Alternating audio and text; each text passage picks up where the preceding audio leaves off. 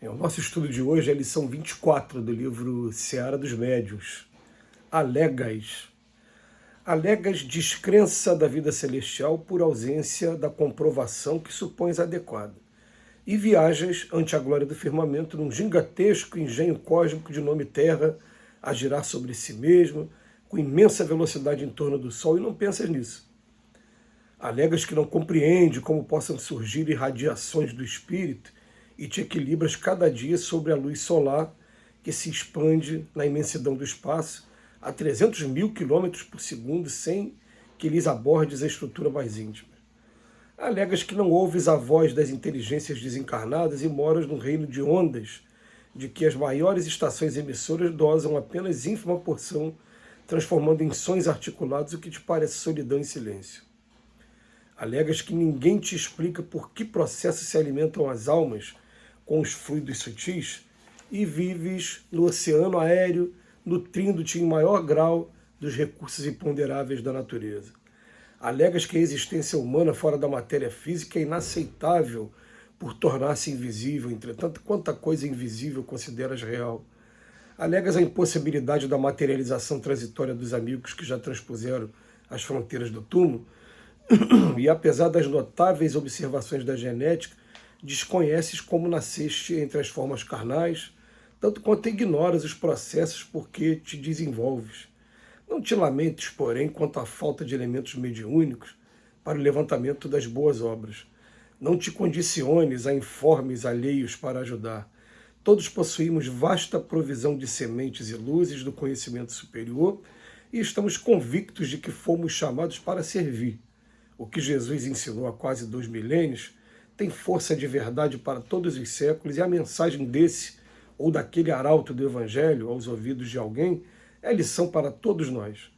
Importa, acima de tudo, estender o bem, entendendo-se que o bem verdadeiro será sempre o bem que façamos aos outros.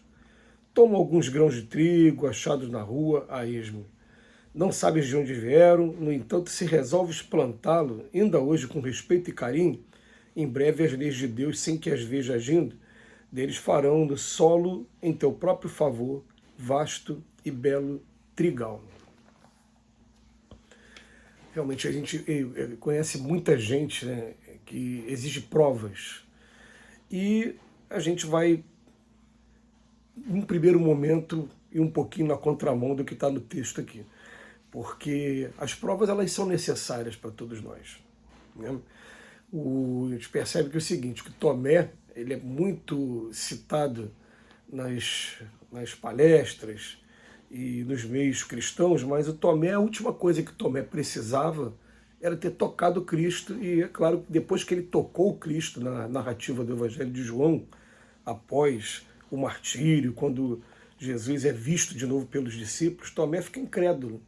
Tomé precisava daquela prova, e quando ele toca, ali ele tem a convicção dele, e as escrituras não contam como é que foi a trajetória de Tomé depois. O que conta são as tradições, não está no texto bíblico. Mas você percebe o seguinte, que até Allan Kardec também, ele faz a mesma pergunta 3, 4, 5 vezes, quando ele quer uma determinada resposta. E ele defende que a fé, atualmente, ela tem que ser uma fé raciocinada, não mais a fé cega. Mas a gente vai perceber o seguinte, que o Emmanuel enumera alguns questionamentos de vários irmãos, vários confrades por aí, que ele fala o seguinte: a pessoa descrê da vida celestial por ausência de comprovação. Mas ele vem falando assim, mas tem tanta coisa que está acontecendo com a gente. A primeira coisa que ele fala a gente está num planeta que está girando em torno de si mesmo numa velocidade enorme, e, no entanto, eu estou assim, me sentindo parado, que eu não estou sentindo a impressão que eu sinto quando eu estou dentro de um ônibus ou dentro de um avião. Eu estou aqui, nesse momento, sentindo estático mesmo. Depois ele vem falar para a gente sofre radiações, tem gente que não compreende como é que a gente sofre radiações do espírito, como é que o espírito ele se comunica com a gente. E ele vem falar para a gente, mas também a luz solar está aqui mantendo a gente a 300 mil quilômetros por segundo. Ele vem trazer alguns questionamentos físicos, e a gente poderia acrescentar muito mais, porque tem uma hora que ele fala sobre ondas, e eu, por exemplo, estou falando na frente de um telefone celular. E depois, quando eu tiver terminado esse vídeo, eu vou fazer uma postagem através de um telefone celular por ondas, porque ele não fica com fio ligado em lugar nenhum.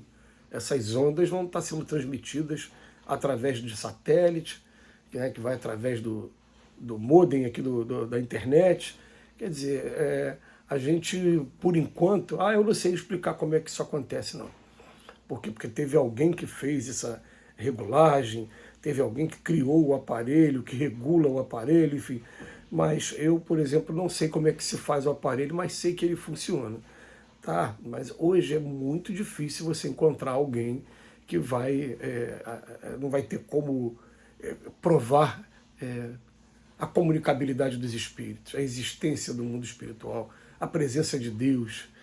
Por questões dogmáticas, por questões religiosas, a gente vai até encontrar pessoas que evitam falar dos espíritos. Vou falar de Jesus, vou falar de Deus e de Jesus, tá? Por questão dogmática, o que está sendo orientado, né, por alguém, né, algum membro religioso está dizendo que aquilo é demoníaco, aí a pessoa realmente ela evita por medo, né, por convicção, enfim, tudo bem. Mas, gente, hoje as provas são tão patentes de tudo. Hoje é muito difícil você encontrar uma pessoa, por exemplo, vou usar uma linguagem usada pelos nossos irmãos protestantes, alguém que nunca tenha tido uma manifestação do Espírito Santo, por exemplo, né, como eles falam, né, é muito difícil. Então, Emmanuel, depois de fazer as comparações dele, ele fala assim: não te lamentes quanto à falta de elementos mediúnicos para o levantamento de boas obras. Não vamos condicionar isso em formas alheios para ajudar. A gente vai perceber o seguinte: a gente não precisa ter esses elementos para a gente dar o primeiro passo e para a gente começar a observar ao nosso lado que tem muita gente precisando de ajuda, e a gente tomar essas iniciativas. A gente não precisa disso.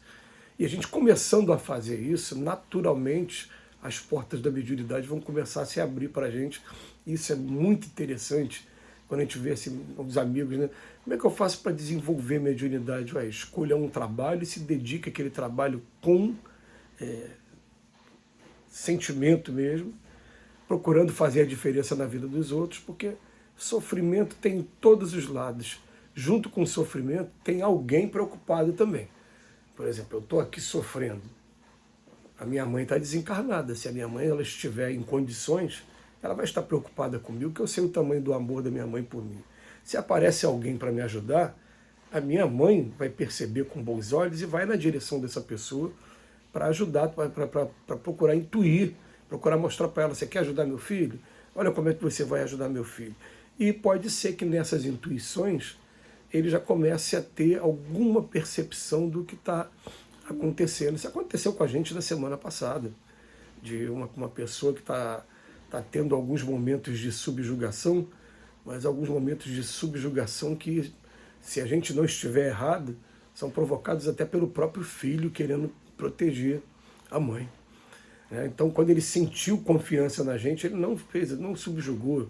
Então, a gente vai procurando fazer o nosso trabalho. Mas todos possuímos vasta provisão de sementes e luzes de conhecimento superior. A gente tem que começar a colocar essas sementes, tanto de trabalho como de estudo. E aí, com o tempo, naturalmente, conforme as circunstâncias forem acontecendo, a gente vai tendo as provas, e as primeiras provas a gente vai achar até que fui eu que tive a ideia, mas daqui a pouco a gente começa a perceber: não, peraí, eu não teria tido essa ideia de jeito nenhum. Essa ideia veio, no primeiro momento, será que veio do meu anjo da guarda? Será que você vai começar a sentir os fenômenos mediúnicos sem perceber que está sentindo, e daqui a pouco, quando você se der conta, você vai falar: meu Deus, mas isso já aconteceu comigo tantas vezes, só agora que eu estou percebendo que está sendo uma interferência espiritual. E o Emmanuel termina dizendo: olha, as sementes que a gente tem, vamos plantar. Ele até fala: a semente, quando você acha na rua, você nem sabe de onde vem, mas se você pegar e plantar com carinho, com dedicação, ela vai frutificar, que é a semente de trigo. É assim com as sementes do trabalho e do estudo. Que Jesus nos abençoe hoje e sempre.